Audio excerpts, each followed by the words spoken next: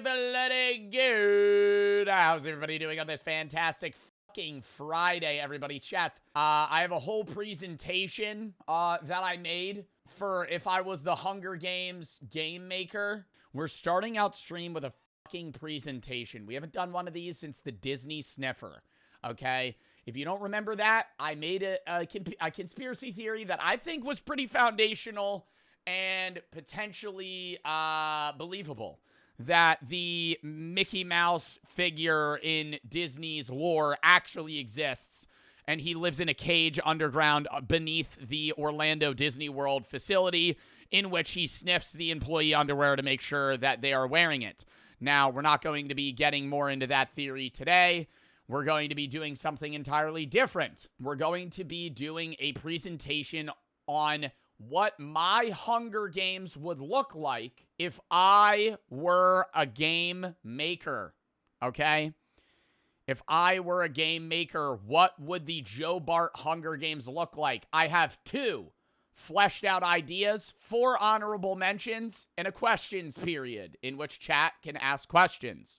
Prior to, fucking listen to my goddamn mentality, okay? I thought of these ideas. Some of them may have been thought of before. I'm not going to sit here and claim that I'm some original-ass guy, but I did not use outside resources for this. I used it straight off the fucking dome and potentially talked to my friend at 3 in the morning on a Discord call. But outside of that, all these thoughts are my own. It is time for my...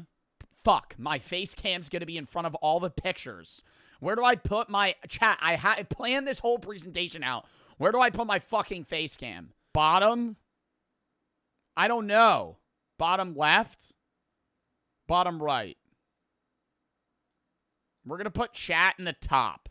No, we're going to put chat up here. If I were the game maker, this would be my Hunger Games. I also want to say that I own these ideas, and if they're ever used, I shall receive $1 trillion from Lionsgate or any company that uses them for a Hunger Games-based movie, theatrical, play, whatever it may be. If there's any monetary gain off of this, it is all directed towards me because I came up with these ideas. Thank you.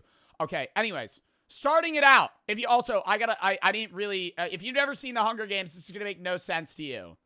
But for the people that don't know, the Hunger Games is basically a move. Do I really need to explain what the fucking Hunger Games are? Nobody that hasn't seen the Hunger Games is going to fucking watch this. No, I don't need to explain. You know what the Hunger Games are. If you don't know what the Hunger Games are, figure it the fuck out. You've been living under a rock for the last 10 years. Type locked in. Also, I'm covering my face. That's me. I don't know why I included that, but I wanted to. Anyways, these are my games. If you haven't seen Hunger Games, you don't know what it is, fuck off. You're not going to understand anything that I'm talking about. Idea number 1. Lifelink. Now, this one I have been chefing up in the works, right? While I'm lifting at the gym, I'm thinking about this. Now, basically, the premise of Lifelink is that 2 winners will always exist, okay? If you've seen the first Hunger Games, spoiler alert, that shit came out 10 years ago, so if you haven't seen it, fuck off. Katniss and Peeta win together. They're not supposed to, right? They both threaten to eat, like, these berries that are poisonous, and then the game maker basically just allows them to win because there would either be... It's better that there's 2 winners than no winner.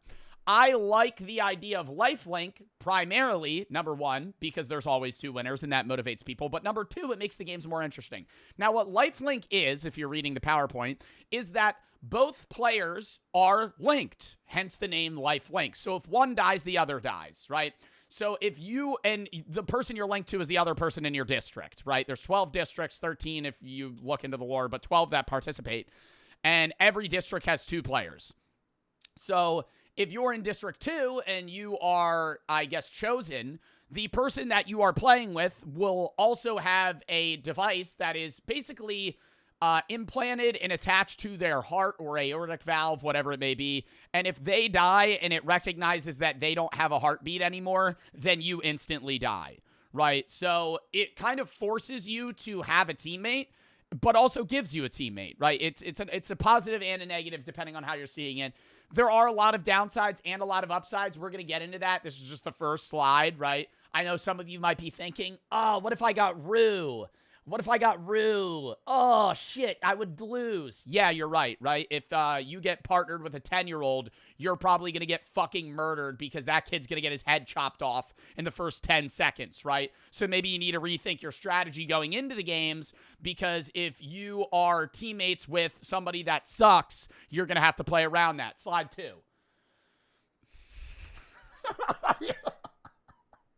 The holidays are meant for giving. It's a time of year where people spend more money than they do the rest of the year, and giving is great, but so is getting something back too. And that's what the Upside app is for, the sponsor of today's video. With the Upside app, you can get cash back on everyday purchases to places that you go very often to. There are over 100,000 different gas stations, grocery stores, and restaurants that are on the Upside app, and cashback is always around the corner. People can earn 3 times more cashback with Upside than any other product, and the app is free. The Upside app has helped users earn over $1 billion in cashback all time, and helps users earn over $1 million each week. I travel a lot for content. I use Upside mainly at gas stations because I'm on the go all the time, but I also use it for restaurants when I'm out and about because I'm not going to be meal prepping and planning out grocery shopping as I normally would when I'm home. Upside helps me earn that cash back at any qualifying business that I go to. Upside has given back over $1 billion to its users. To find out what you could earn, download the free Upside app and use promo code JOEB to get an extra 25 cents back on every gallon of your first tank of gas. That is an extra 25 cents back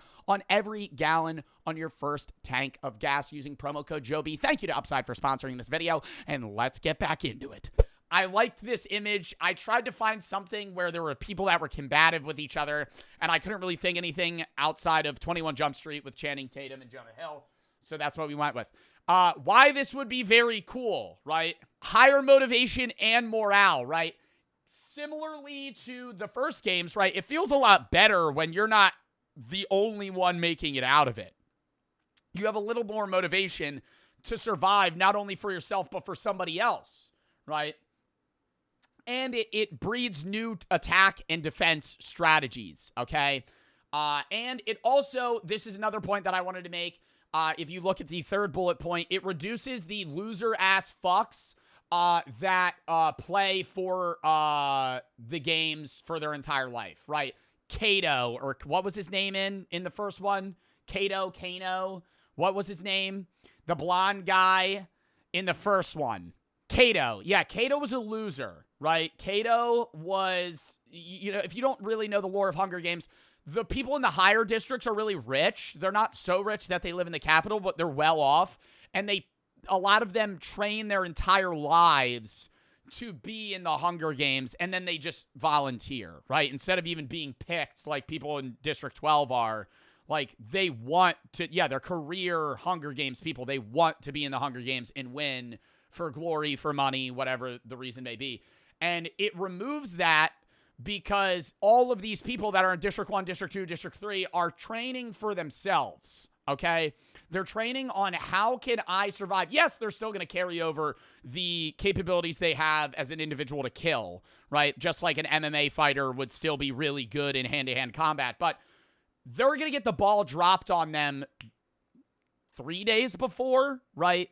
They're not going to know that this is lifelink until, like, right when the event starts. Now, yes, the higher district people are probably still going to be at an advantage like they already would be. You can't really get rid of that because both players in each district are going to be probably pretty well trained.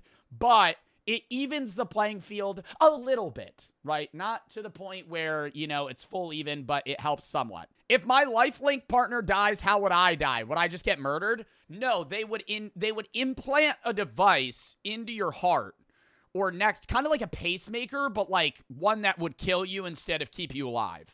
So it would have a device that reads your heartbeat and your heart rate, and if it stops reading your heart rate, it gives you a heart attack.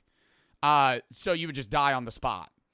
And I also want to say you can't do some baddie or whatever fucking bullshit. You can't be a coder and hack it, okay?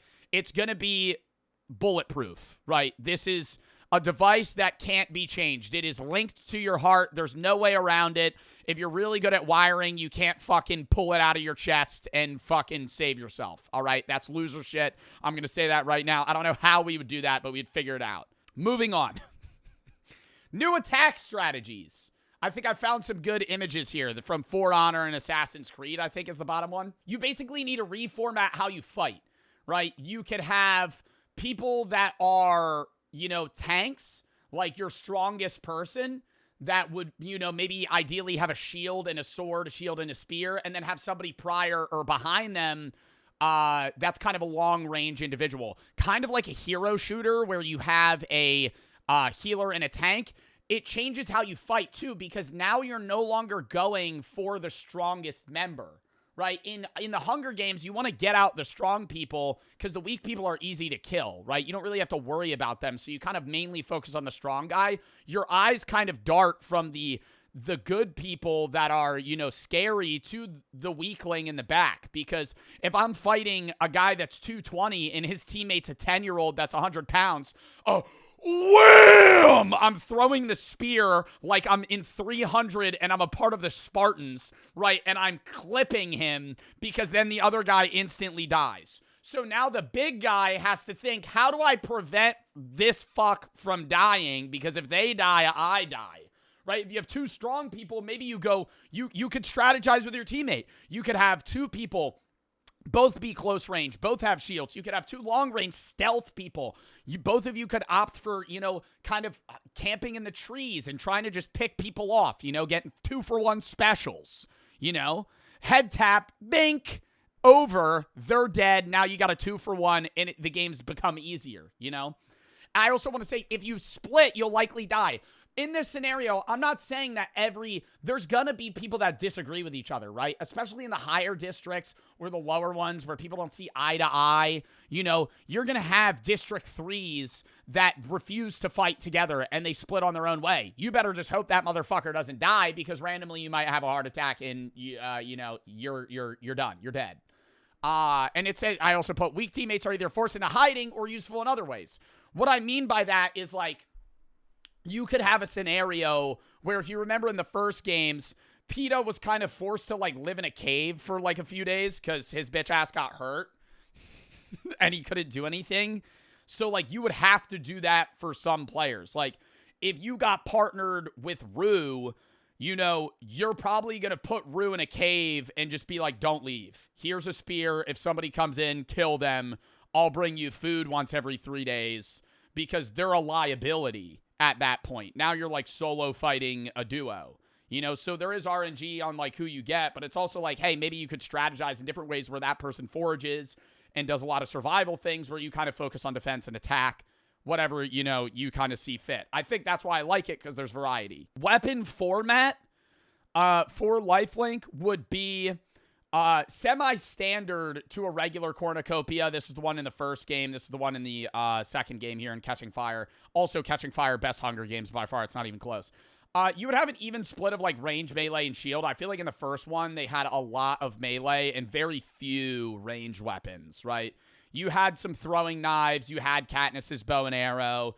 You maybe had a spear, as you could see. But a lot of the weapons were, like, it was like a lot of backpacks, a lot of axes, machetes, swords. We're kind of going to have a full even split of that, so you can kind of grab what you think you need. And then I also put fighting gladiator style is kind of ideal for the tank. You know, you kind of want something that you're able to block range weapons and close range weapons with, but also have something that kind of gives you reach.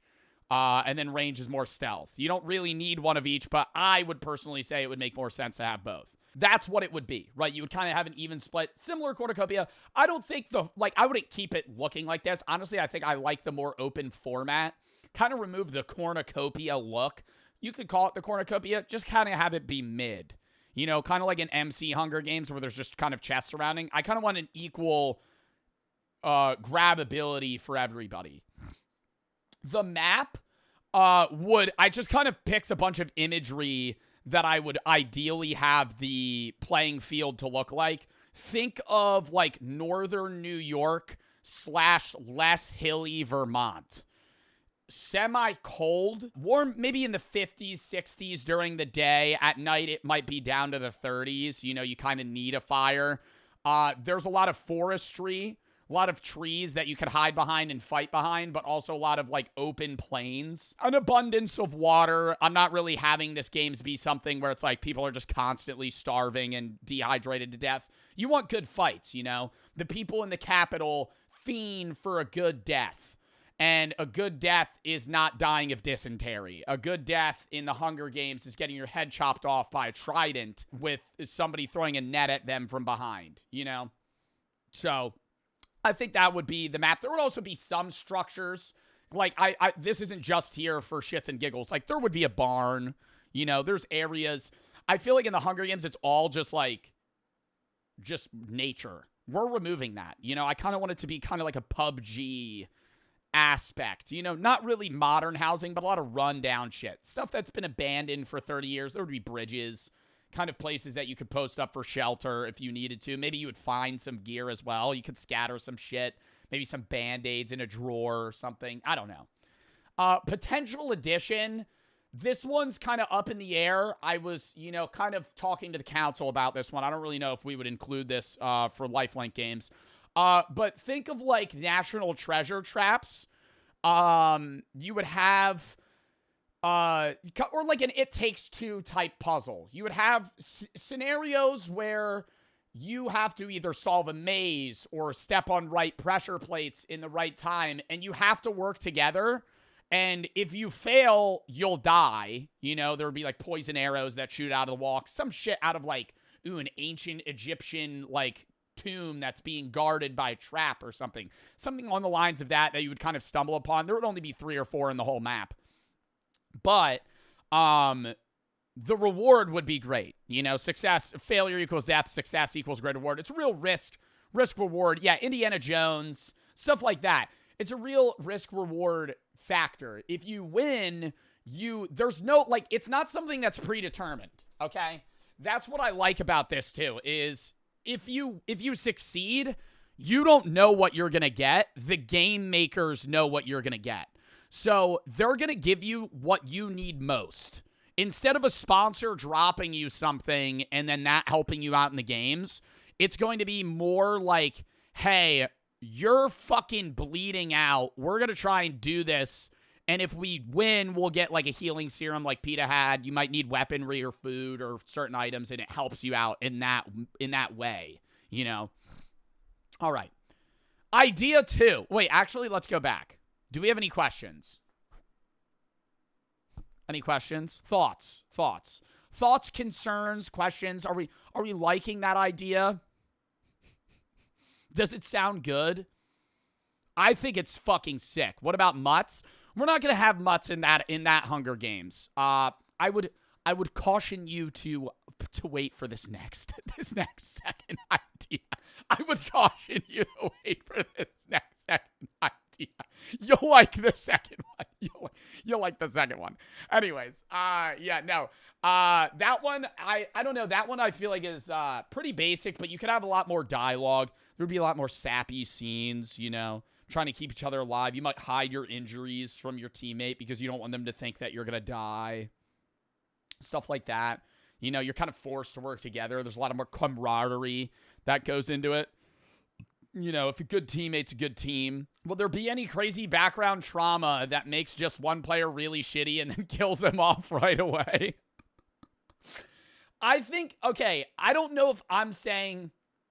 This is kind of what I'm putting forth as a games maker for Hunger Games. I'm not going into, like, the cinematics of we're going to draft one guy that's really unlikable so one person fucking, you know, takes themselves out to kill the other guy. Would there be a scenario like that? I don't know. Maybe, probably. Out of 24 contestants, there's probably going to be one team where they're like, fuck you, and then they just fucking kill him and then die as well. You know, I can't say whether that would or wouldn't happen. They should be able to pick their clothing before they see the arena. Ooh, you're saying they should have to pick their clothing? Like they don't know what they're going into? I feel like they would just all be geared. That's a little cheap. They would all be given the same the same stuff. You want the playing field somewhat even. And then there would be people trying to cheat and fold their way through to figure it out before it actually happens. No. Ooh, do you think, though, actually, this is the question. If the lifelink games were real, do you think you should tell them days before or, like, when they're in the tube getting lifted towards the ceiling? Like, hey, by the way, you have a device that's in your chest that if your teammate dies, you'll die. In the tube. I like that. Because I think that's like, well, fuck, whoa, what? You know, you're like, in the tube, you're told that you get out, you know, you're up, and you're like looking at your teammate like, you know, now you're thinking, do you go to the cornucopia? Now you're playing, you're like, you have everything mapped out in your head. And then in an instant, it's like 1,000-yard stare. Fuck. What do we do? All right, now, before we go to the next one, what are your odds of survival in this? I feel like base Hunger Games, like first Hunger Games, I'm giving myself, like, betting odds, or, like, not even betting odds. Like, I think I have a 15% chance of winning in a regular Hunger Games scenario, which is higher than, statistically, it would be, like, 5%. So I think I have 3 times higher than the average person to win. I think in this one, I think I would do better. I think I could strategize like fucking crazy, chat. I would kill their backline so fast. I would dead ass ignore. Maybe not. I would say I'm going to frontline. I'm going to fight the big fuck. I would tell my teammate, yo, run around and strangle his teammate. Run around, because it's always guy, girl, right? So if I'm the dude, I'm going to go, yo, I'm going to try, or actually maybe reverse. I'd be like, you distract the guy. I'm just going to fucking spear that person to death. And then we're going to fucking live. If you're in lifelink, your teammate was a 12-year-old disabled person, what would you do?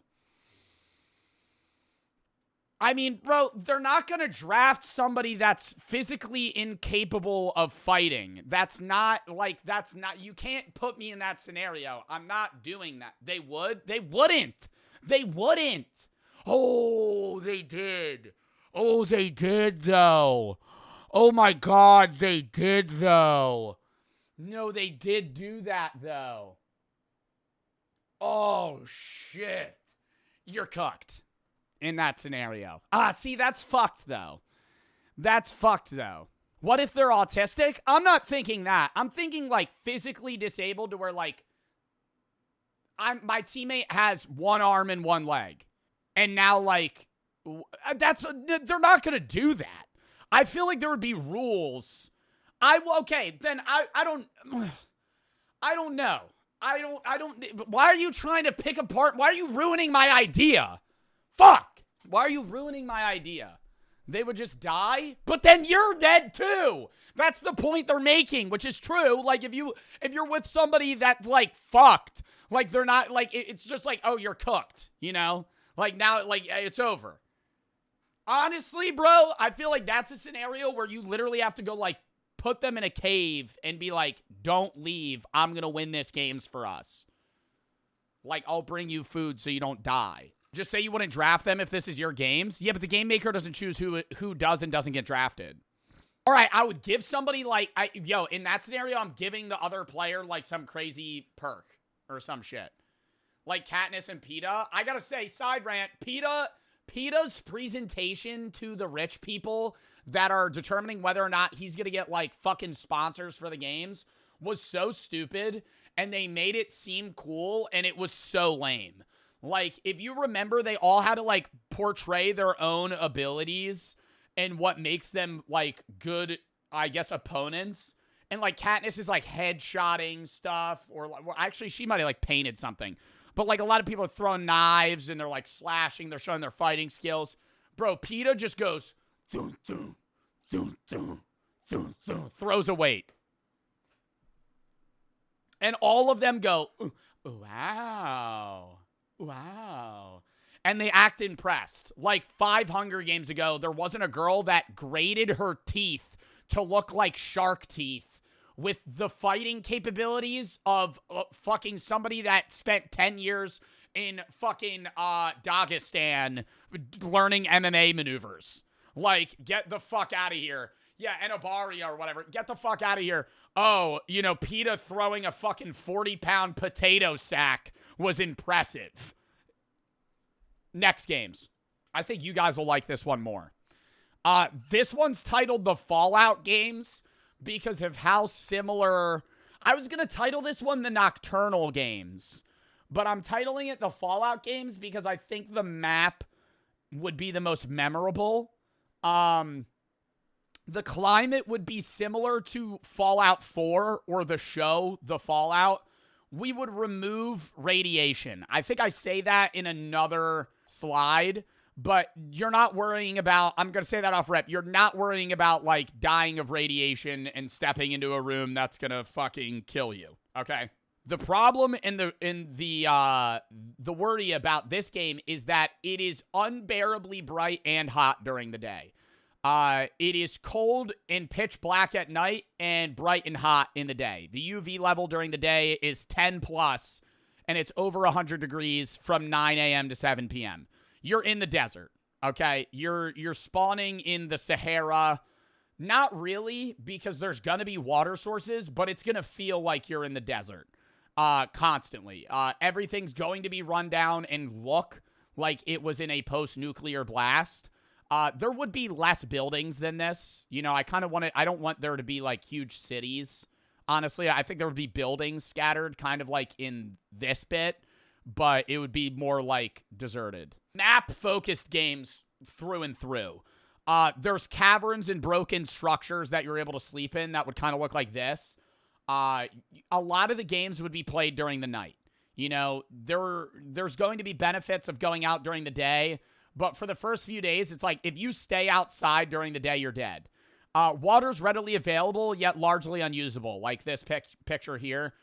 Think still water, water that has so much bacteria in it that unless it's, like, fully boiled and filtered and you know a lot about survival filtration, like, you're fucked. There's going to be instances where you do find, like, water bottles and there's going to be clean water sources, very far and few between. Most of the water that you'll see is unusable and or deadly. Post-nuclear fallout years after is what I'm saying. That's why there wouldn't be radiation, because that's kind of cringe if, like, all the people died from, like, radiation poisoning. But yeah, I also included this image here where my fucking face cam is of Fallout, but it wouldn't be a city like that. I'm just more saying, like, the ruins. It wouldn't be like you're in modern-day New York. It's not going to be that vast where you're able to, like, climb 80-story buildings. Like, the tallest building would be, like, 3 stories. The twist, this is where we get into this chatter's request here about the mutts. Nocturnal radiation mutated carnivores. So, think bears, think, like, snakes, dogs. They're going to be, like, fucking steroid, like, zombie creatures that kind of roam the grounds. But they're not computers. They're not robots, right? These are real animals that are also seeking survival, shelter, and food. So that's where the conflict is that these animals also can't go out during the day or don't want to. So the shelter that they're seeking is also the shelter that you're seeking. So if you go into a cavern and you're like, thank fuck, it was so hot, I can relax here, you might have a mutated bear waiting to kill you, right? Or at night, when you want to venture out, is when they want to venture out, and then they're going to be looking for you. That's when the animals seek you out as well. I also have this creature here. This isn't really an animal, but something, like, really creepy, Like, it would be like you're in a horror game at night. Horror game at night and just, like, horrible during the day. The strategy is obviously go out at night because that's when you're going to be able to, I guess, adventure the most, because during the day you're going to get severe sunburn. You might die of heat exhaustion or dehydration. You don't really want to be active when you're going to be losing a lot of your energy. So you want to go out at night. The problem is it's pitch fucking black. There are no stars. There is no moon. It is dark. It is it's the dome, remember? the dome that they're in, so there is a border. We're not going to have fake stars, fake moon. It's nothing. So it is pitch black. Cave level, darkness outside. So you're going to have to find ways around, maneuvering through where you are. And so the best thing that you're going to think of off rip is probably fire. And fire's awesome, but I wanted to just use this as an example. When you're going to stick out like a sore fucking thumb. So fire's going to help you move around. It also might help you fend off animals, but it's also going to be a fucking beacon to other players of where you exactly are. I also wanted to say it's advantageous to risk going out in the day because you might be able to like loot the runes before other people. Stuff's going to get taken quick. There's probably going to be pretty good items that are placed in the runes, in the buildings, in these areas that are, lootable, and they'll go quick. So you kind of want to go out during the day, maybe risk it to, kind of reduce player-to-player contact, but also increase what you get. You might find heat-repelling clothing for night and day. You might find sleeping bags for night, other energy-absorbing things for cold at night. Like, you might get certain gear that is usable for daytime adventures, kind of like what people wear in the Sahara or just in deserts in general, because they're not going to spawn with that stuff. Incentives. This is where it gets really weird. You get supplies for kills. So it promotes you not being a bum-ass camper. If you remember in the second movie, Catching Fire, there were 2 winners that won previous games from camouflaging themselves and doing nothing for days until their opponent starved. That's stupid as fuck. So we're going to make you OP if you kill people. But what makes it the twist is that you can't just kill them. Because we're not going to drop you stuff out of the sky. You need to go back to the center with the person's head. So if you want good gear, you need to kill them, cut off their head, and bring it back to spawn. And put it in a cache. It only opens after day 3. Because that would be lame if it was open on day 1, because everybody would just camp in mid and kill each other. The games would be over instantly. So you kill people in the first 3 days. You're kind of weighing, hey, should I carry this person's head around? Should I cache their body somewhere? So you're going to have, it's disgusting, which makes it more entertaining. It changes game strategy. And you're going to have people that camp the cornucopia more than before, and you'll have scavengers. Right, so you'll have people that aren't really killing that many people, but they're kind of looking for bodies like that were killed on day 1, 2, or 3 prior to the cache opening. If you get the head in spawn, like you would put it on like a plate and it would sink down and then it would bring something up for you, and you get to choose, right? So there's going to be a category. It would be like food, weapons, supplies, like gear, right? And you'll pick one. So you get 1 credit per head, and you get to choose what you want. So then the game's not going to choose for you. You get a pick. I feel like this is really complicated. How? I feel like this makes perfect sense. Hey, if you cash a head in at mid, you get to pick an item only after day 3. That's so simple. Right, and here's, like, some of the items. Like, you might get, like, just blocky, like, MRE, nutrition, bars. Low-quality night gear. That would be, like, really good weaponry. You might get, like, a heat blanket or heat-repellent clothing, stuff like that. And you just get to pick category. You don't get to pick exact item. It's going to drop what is in that category that would best suit you. I love this idea. I think this is, like, the best. Out of everything in this presentation, I feel like this could get translated to every game because it's just like such a cool, it would be good for the movies and also just like, fuck, dude, that's disgusting. Because like you would kill somebody and then you could like drag their body and drop them in the cache. But that's going to be so energy like consuming that it makes more sense to just like hack off their head, put it in a bag and carry it. But that's also going to be like, then you could have something in the movies where, like, a bear's attacking you and you're on the way to mid. but to distract the bear, you just get rid of the head, and the bear eats the head, so now you don't get the item, but, like, you saved your life because you were carrying, like, meat for the fucking animals or something. I don't know. It's just such a good... I feel like it's such a good twist. Oh, then we go... any questions about that? That's that games. I think that one... I don't know which one I like better. Which one do y'all like better? I feel like the Fallout games would be, like, way scarier. The fucking lifelink one is, like, a cool idea, but I think the second one's, like, fucked. The second one's, like, damn, dude, you're gonna have people that are roaming around collecting people's heads to try and fucking cash them in mid so they can get good items. Because if you get night vision, bro, you would be, like, fucking set. Like, that would be awesome. Or you could have counters. Bro, imagine in the movies somebody has night vision and you have a flare gun. And if you've ever worn night vision goggles, light with night vision is so bright. So you just, like, shoot a flare right into their face, and now they're blinded. You know? Oh, my God. Like, it would just be cinema. Anyways, I have honorable mentions. Literal Hunger Games. Not enough food for anybody to survive. Short games. People eat each other. Cannibalism. I didn't really flesh this idea out, but it's like, hey, there's gonna be food, but it's, like, not enough for anyone to survive. There's, like, no real big game. There's not really animals that are, like, out and about. It's kind of like a few berries and maybe, like, squirrels and stuff that could, like, sustain you for a few days, but, like, most people would starve to death in, like, 2 weeks. So you're on, like, a ticking time bomb. This game would be, like, 3 days long. 3 days long, or people are going to start eating each other. And that's really when it gets, like, you know, fucked or interesting, depending on how you see it.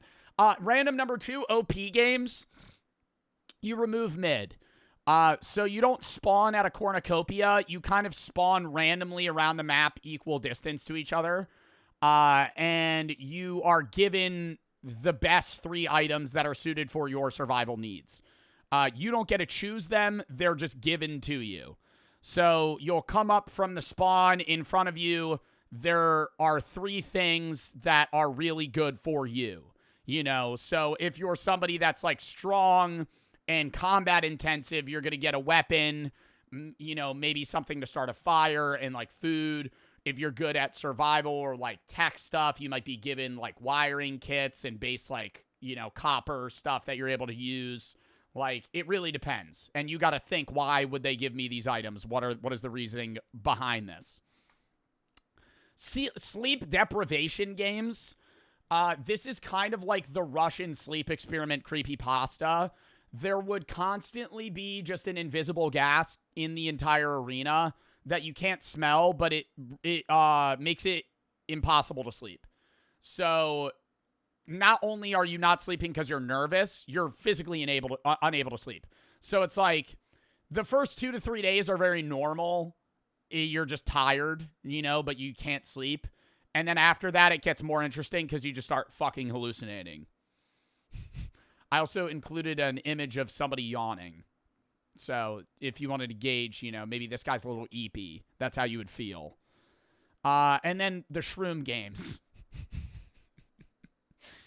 You just give everybody copious amounts of hallucinogens. You never stop. Like as they're coming up, you just give them, like, you just stick an acid tab to their back, you know, and you just go, good luck, bang. And then you fucking, like, send them out so that everybody's freaking out, you know. Probably some very interesting interactions there if everybody's just tripping the whole time. I think that might be it. That's all. What are we thinking, chat? What are we thinking? I feel like I came up with some pretty good fucking ideas. I didn't, like, spend crazy amounts of time on it, but I will say, like, the last 3 days, I've just been, like, every other hour, I'm just like, damn, what else would be? Oh, my God, I have one more idea. I thought of it today. I thought of it today. Secret Assassin. Kind of like the game that people play senior year in high school. You would start the game with the name of somebody that you're supposed to kill. And if you kill them, you get, like, crazy loot. So then you're kind of hunting people and also constantly being worried that the person that has you is either dead or alive. I feel like that's just even better. You'd have somebody that's just constantly looking for you. And the rule would be it's not the other person in your district. That would be the one thing that you would know to give you some sort of safe feeling. Like it's not, if you're District 5, it's not the other person in District 5 and they don't have you. You know, Hunter x Hunter. I haven't seen Hunter x Hunter. Is that what it is? But that's what it would be. What are our thoughts? Do we like them? What if there's 4 people, last 4 people, they both kill the other partner and then there's no winner? It would see the exact moment the other person's heart stopped.